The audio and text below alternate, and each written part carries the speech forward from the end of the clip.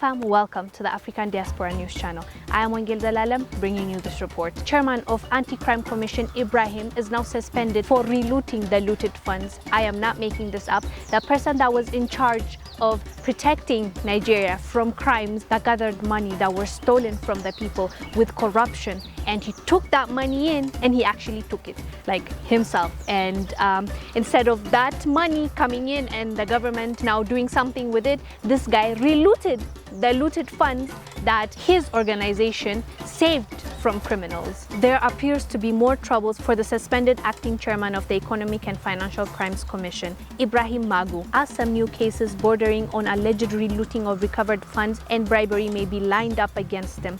Some new facts also emerge on how accumulated interest rates on the recovered 550 billion naira by the EFCC in the period under review were allegedly relooted. The suspended EFCC boss is expected to disclose the whereabouts of the missing interest funds running into millions of naira. The final report of the Presidential Committee on Audit Recovered Assets that covered the period of May 29, 2015 to November 22, 2018 had also confirmed the concerns of the public about the contradiction in the recovered funds by Magu. These contradictions include, for foreign currency recoveries, the report suggests that there is an apparent case of manipulation of data in a very brazen and unprofessional manner and has greatly eroded public confidence in the anti-corruption effort. Well, no wonder why the people don't trust the government. The person they put in charge of anti-crime, anti-corruption, the chairman of that organization relooted billions in naira. He was in that place to fight off corruption, and with his power he gathered money, which he should, that is his job, part of his job, but he missed the mark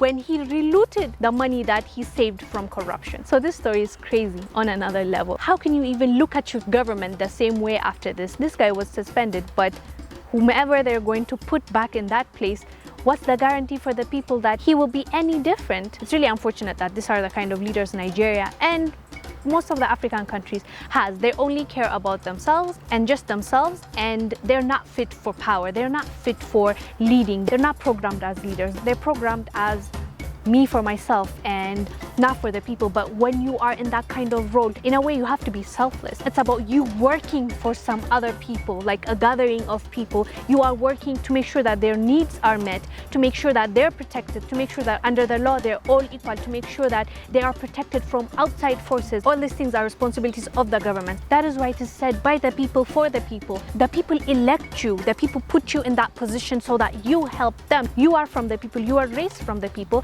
Now you're in this position to help the people because they put you in that position, but they don't see it like that. They see it as, I am in that position, I will loot as much as I can, as much as I can possibly steal, I will steal, take with me. I don't know if there's another life that we don't know about. They keep looting, they keep storing all that money that could have done so much to the people that are living under the line of poverty. This is so ridiculous. I really don't know what's going to happen. And it's clear that they don't care about the development of the people that they are serving. Because just last week, there was a Dutch whistleblower that came out, a diplomat that came out and said, in Nigeria, if you want to work as a Dutch company, because he worked there as a Dutch diplomat in Nigeria, and he said, there's no way you can work there without being corrupt, without giving them something. Even if you're there to develop or help them, it won't work. The politicians will say, okay, where's my cut?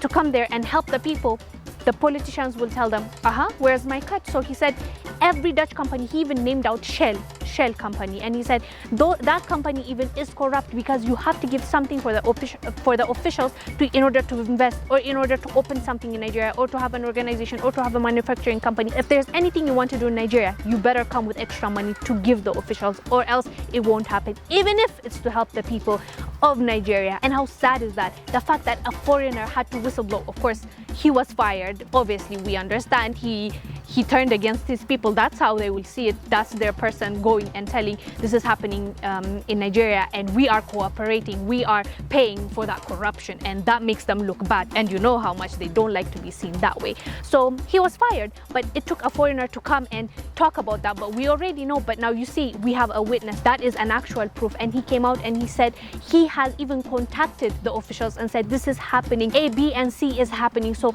can you do this, because the officials are doing this and corruption is out of control. And he didn't get any answer, because why should they care? Even them, they're getting the money. Even the anti-corruption guy, is taking the money that he saved from corruption. You think he would use it to better his people? No. He needs to fill his pocket and pile the money in his bank account. When will he use it? I don't know. But that's exactly what they do. And this is billions that we're talking about, billions of naira.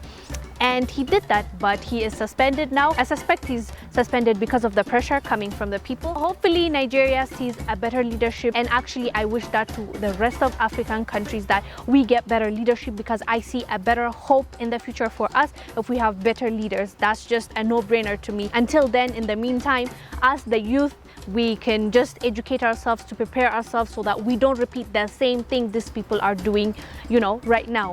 I just wanted to present this to you guys. Do let me know down below what your thoughts are about the anti-corruption guy that saved the money from corruption and then stole it himself. I will see you on the next one. I am Wongel Zelalem, bringing you the support.